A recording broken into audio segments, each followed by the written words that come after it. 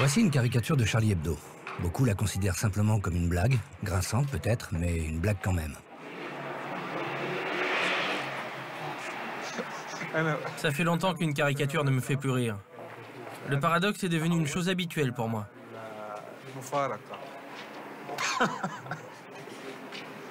Mais nous savons tous comment cette plaisanterie s'est terminée en France.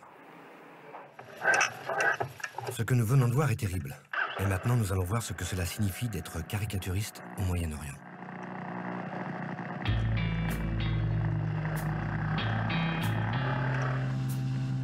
Je m'appelle Oussama Hadjadj.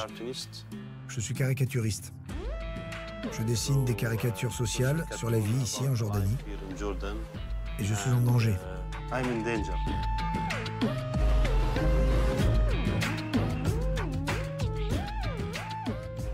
Avant de tuer Mouat, ils se sont creusé la cervelle afin de trouver un moyen plus original de l'assassiner. Je pense que l'idée était de placer Mouat dans une fosse avec un crocodile ou avec un scorpion. C'était ça leur idée.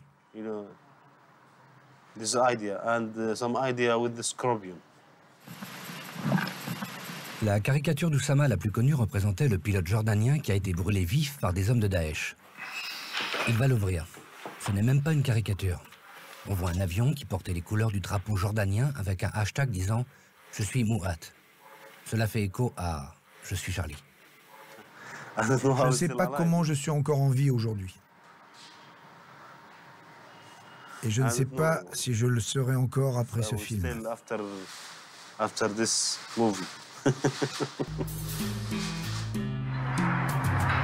Oussama a posté sa caricature sur Twitter et elle a été bientôt retweetée par la reine Rania de Jordanie, ce qui a rendu l'image populaire. Et très vite, Oussama a commencé à recevoir des menaces de mort de la part des extrémistes.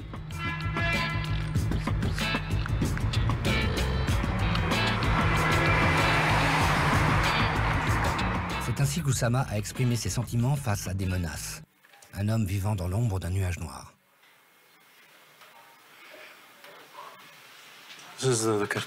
Cette caricature montre ce que je ressens après les menaces. C'est comme un nuage noir. Parfois, je sens que ce nuage peut se dissiper, et parfois, je suis dans l'obscurité, à l'ombre de ce nuage. Je ne sais pas si je vais rester à dessiner ces caricatures. Peu importe que ces nuages s'en aillent ou restent. Je suis toujours en danger. J'espère que je suis du bon côté, pas du côté obscur. Oussama nous montre comment certains de ses amis, qui sont peintres de rue, travaillent dans la ville.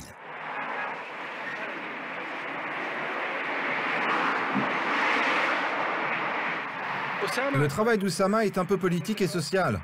Notre travail, de toute façon, n'est pas politique. Mais il pourrait être perçu comme une menace pour les gens qui ne croient pas en la liberté d'expression. C'est une de mes œuvres. Une belle femme séduisante, mais malheureusement, je ne peux plus la peindre parce qu'il y a des gens qui viennent et qui abîment ma peinture. Ils effacent les yeux et le visage parce que c'est interdit. De nos jours, tout est possible. Vous savez, avec la montée du radicalisme et du nombre de fanatiques, il faut prendre les menaces au sérieux. Quiconque peut venir nous attaquer pendant que nous faisons cela. Alors...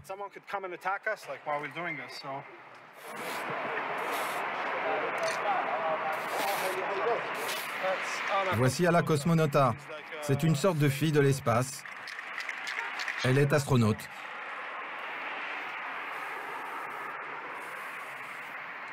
En fait, elle est à moitié russe, à moitié japonaise. C'est comme ça que je l'ai dessinée. C'est mon personnage.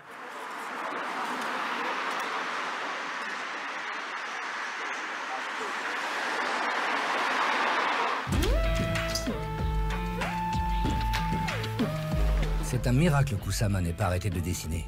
C'est peut-être sa façon de lutter pour protéger son monde. C'est ici que j'ai passé mon enfance. Je me souviens de tout. Je me souviens de mon école, de ma rue, et chaque fois que je viens ici avec un ami, Ça me détend. C'est là qu'Oussama a grandi. C'est là que ses amis vivent toujours et où il aime se promener le soir. Il continue à dessiner parce qu'il ne veut vraiment pas que sa ville natale reste à jamais dans l'ombre de ce même nuage noir.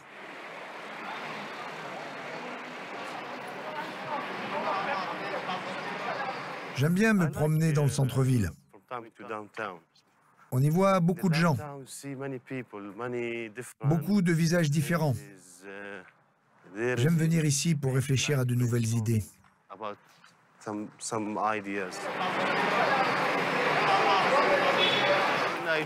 Quand je dessine sur un sujet de société, ici en Jordanie, il faut que j'observe tout ça, là. Les personnages peuvent être assis ici, dans une boutique de chaussures, en discutant des prix. Quand je me promène ici, j'enregistre tout.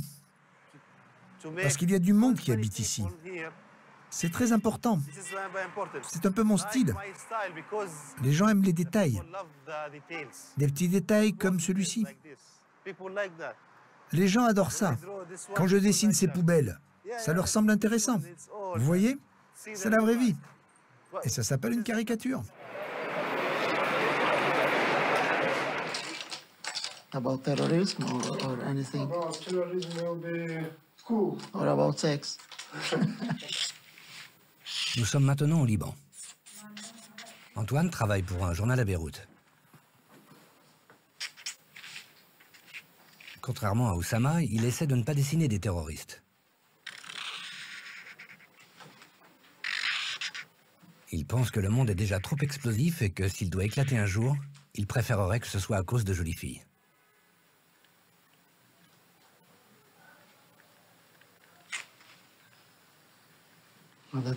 Les terroristes et le sexe. Ah, vous avez vu, elle a l'air dangereuse. Hein. Pour un caricaturiste, c'est une zone dangereuse. Ce n'est que terreur ici. Nous pouvons dessiner comme Charlie Hebdo, et même de façon plus mordante, mais je ne suis pas sûr que notre société soit prête à cela.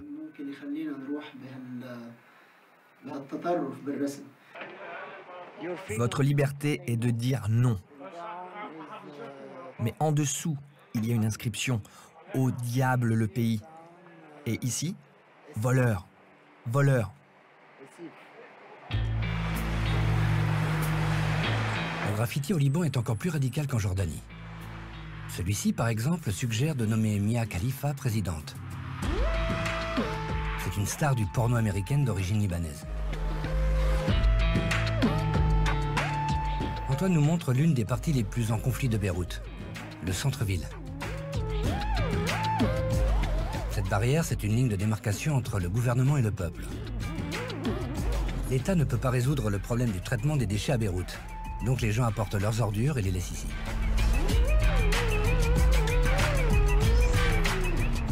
Une chose pareille peut me donner plein d'idées à dessiner.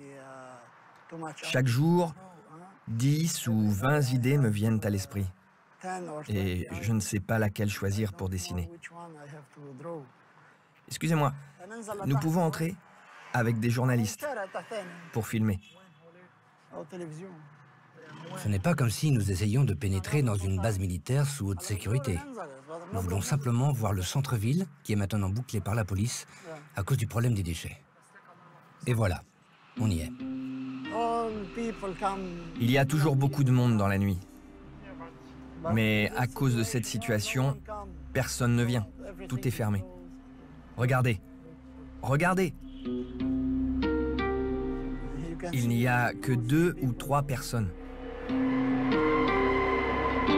Maintenant, cet endroit ressemble à une ville fantôme. Le conflit autour des déchets libanais a éclaté dans le contexte d'un autre conflit plus grand. Il s'agit de la guerre dans la Syrie voisine. Alors que les réfugiés affluent dans le pays, le gouvernement préfère se concentrer sur le centre-ville. Vous voyez, il n'y a pas d'oiseaux blancs ici, parce qu'il n'y a pas de paix ici.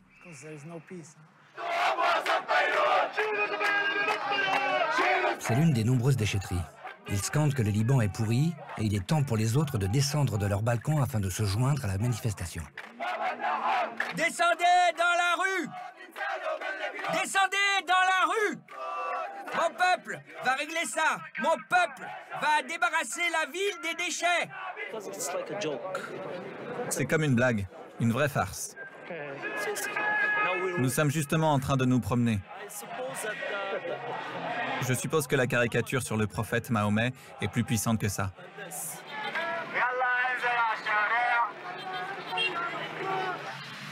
Mais les manifestants ne vont pas dans les quartiers de Beyrouth contrôlés par le Hezbollah.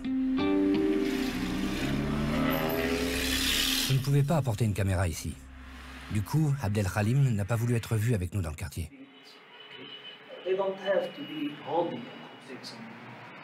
Au cours du dernier conflit libano-israélien, la zone dangereuse pour Abdel Halim était son propre appartement, car plusieurs bombes ont frappé les bâtiments voisins. Les habitants d'ici sont généralement anti-américains et anti-israéliens. Donc, lorsque la conversation tourne vers les origines du terrorisme, ils ont très peu de doutes. Ben Laden est le fils des États-Unis et d'Israël.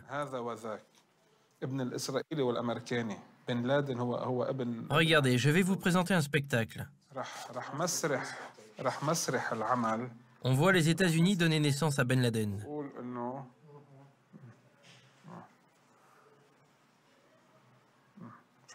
Et puis ils fusionnent dans des étreintes. Le monde qui l'entoure est celui de la bande dessinée préférée d'Oussama. Et là, il est un super-héros.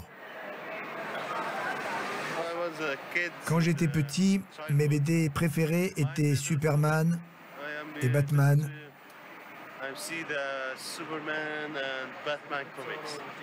C'est pour ça que j'aime toujours ces personnages.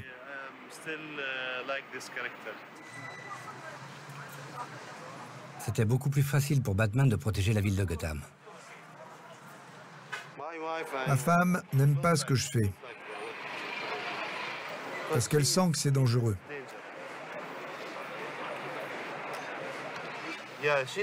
Oui, elle me le répète sans cesse. Pourquoi tu fais ça? Pourquoi tu mets ta famille en danger?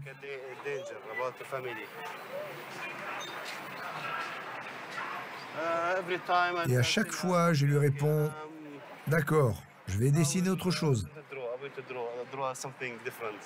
Mais cette autre chose s'avère toujours être son pire ennemi.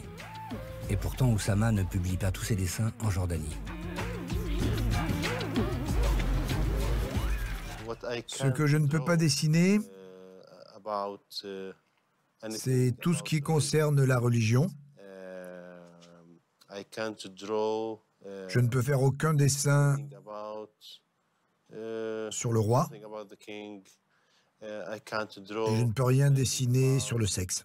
Le directeur de l'agence des relations publiques pour laquelle Oussama travaillait lui a donné un choix simple. Soit il dessine des caricatures anti-Daesh, soit il garde son emploi. Oussama a choisi de changer d'emploi. Maintenant, il a plus de liberté, mais il se sent mal à l'aise en ouvrant les caricatures de Charlie Hebdo dans un lieu public, tout comme nous. Beaucoup de choses interdites, hein? Et que penses-tu de leurs caricatures? C'est ça le problème. Vous voyez, c'est Mahomet. Les gens n'aiment pas qu'on dessine Mahomet comme ça. Ça, c'est le problème. Ils s'en fichent de ce gars de Daesh, là, ou quoi que ce soit d'autre. Mais ils ne veulent pas qu'on représente Mahomet d'une manière humoristique. C'est une bonne idée, mais peut-être qu'il pourrait choisir une autre personne. Peut-être qu'il pourrait dessiner un musulman, mais pas Mahomet. Mais quel est ton avis personnel à ce sujet? Ça te fâche ou c'est OK pour toi? Moi, je suis caricaturiste. Oui, bien sûr, c'est bon pour moi. Comme dessinateur, je cherche une idée ou un message dans les caricatures. Donc ça ne te met pas en colère? Non, ça ne me fâche pas.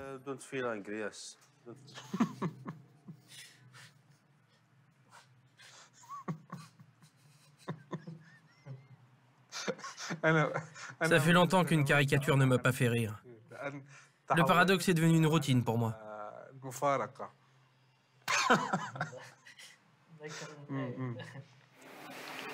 Tais-toi, infidèle. Je suis le prophète abruti. Que signifie abruti?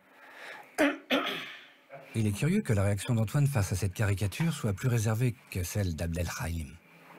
Antoine est chrétien et Abdel Halim est musulman. L'un peut se permettre de faire certaines choses que l'autre ne peut pas. Si je fais un dessin qui représente un moufti musulman de la République libanaise,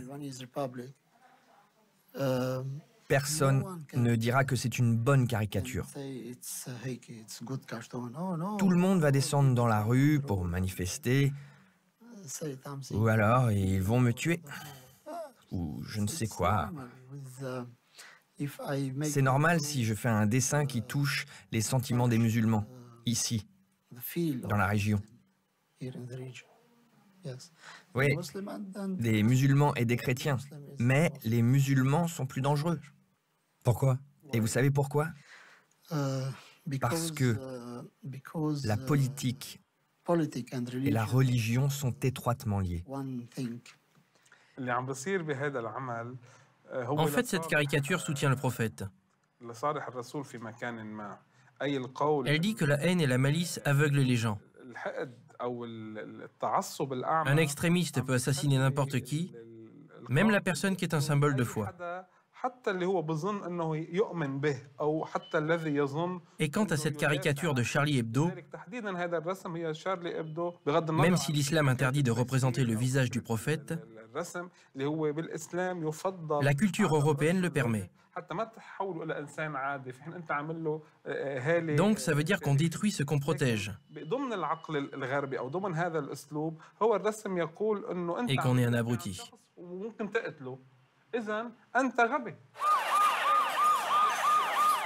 2 semaines après cette conversation, il y a eu une explosion dans l'un des quartiers contrôlés par le groupe chiite Hezbollah qui est soutenu par l'Iran.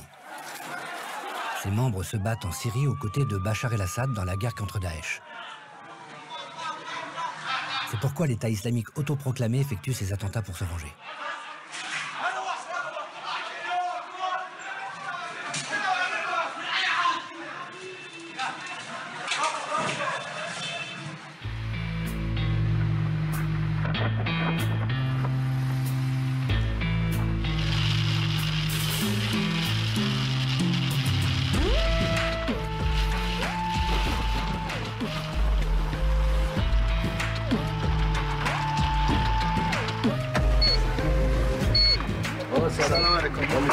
Bonjour. Bonjour. Bon, allons-y. Allons-y. Nous sommes en Iran. Nous sommes venus visiter une exposition de caricatures anti-Daesh. Mais d'abord, Massoud, qui est le chef de la maison de la caricature iranienne, propose de visiter l'ancienne ambassade américaine. Aujourd'hui, c'est la fête nationale en Iran. C'est le jour de la défaite des États-Unis. Le 4 novembre 1979, des étudiants ont pris d'assaut l'ambassade américaine à Téhéran et l'ont occupée. Depuis lors, cette date est considérée comme jour de victoire de l'Iran sur les États-Unis. Des affiches anti-américaines sont collées partout dans la ville. Voici par exemple une interprétation iranienne du célèbre mémorial d'Iwo Jima. Dans cette version, les Marines américains font flotter le drapeau au-dessus d'une montagne de cadavres. Les Iraniens le voient comme une représentation exacte de la politique étrangère américaine.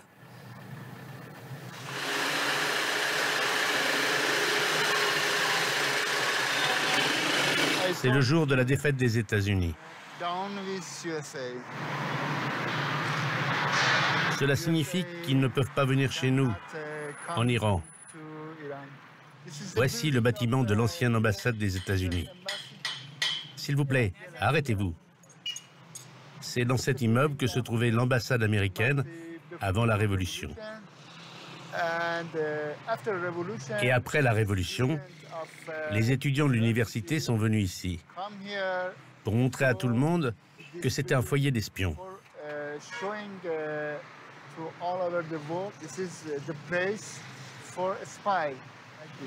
Le directeur traduit une inscription pour nous. Je piétine les États-Unis comme ça.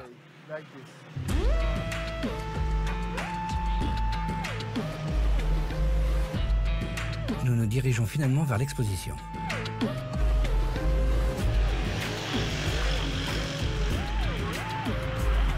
Bienvenue à l'exposition.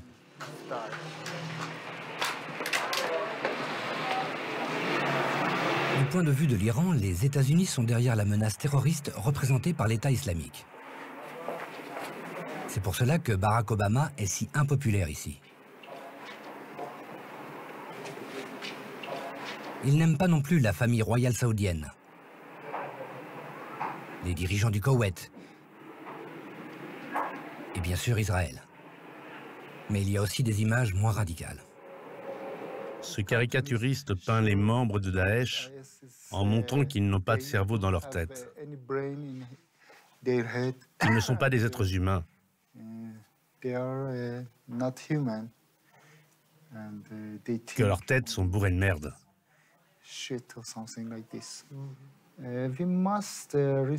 Nous ne devons pas franchir la ligne rouge. Par exemple, si nous parlons de l'Holocauste, tout le monde nous dit « Ah, c'est une ligne rouge ». Mais si on dessine une caricature sur le prophète Mahomet, ah, ce n'est rien, c'est une blague. C'est drôle. C'est la pratique de 2 poids, 2 mesures. Et je ne comprends pas ça. Massoud a convenu de discuter avec nous des caricatures de Charlie Hebdo le lendemain. Mais le lendemain matin, son secrétaire a appelé pour annuler notre rencontre.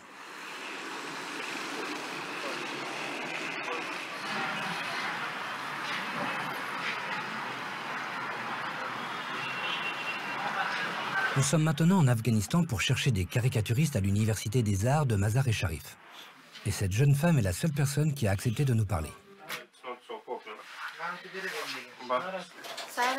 Je m'appelle Sahar. Je suis étudiante de cette université. Je peins à l'huile et à l'aquarelle dans différents styles. Qu'est-ce que ça fait d'être caricaturiste politique en Afghanistan? À quelles difficultés est-on confronté ici? Je crois que nous avons beaucoup de problèmes de sécurité. Si par exemple je dessinais une caricature sur le président Ghani, quelque chose pourrait m'arriver.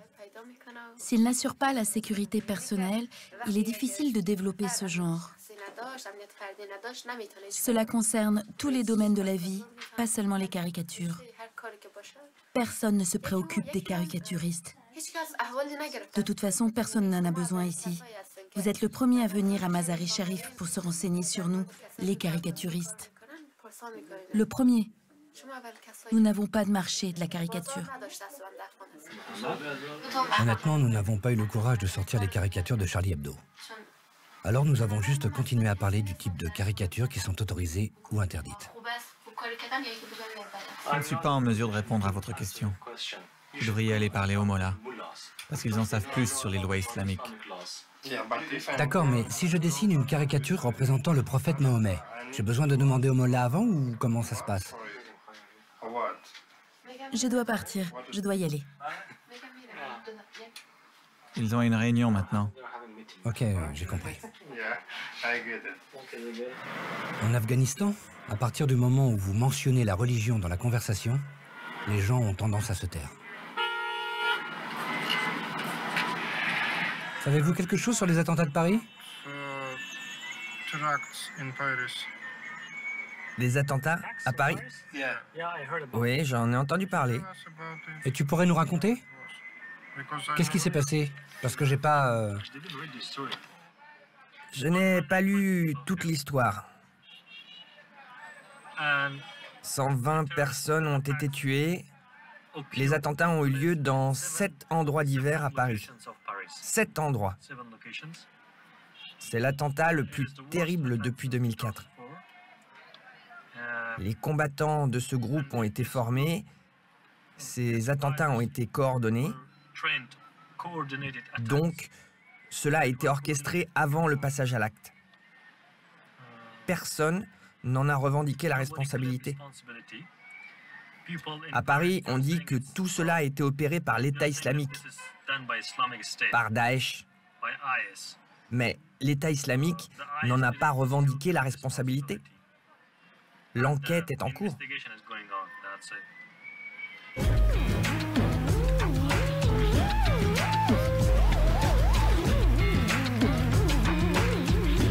Parfois, quand je travaille seul ou que je marche tard le soir dans les rues, en retournant chez moi, il m'arrive d'avoir peur. J'ai l'impression que quelqu'un me suit. Franchement, j'imagine parfois quelque chose comme ça. Je marche dans la rue, la nuit, et j'imagine que quelqu'un me surveille. Alors j'essaie d'être prudent.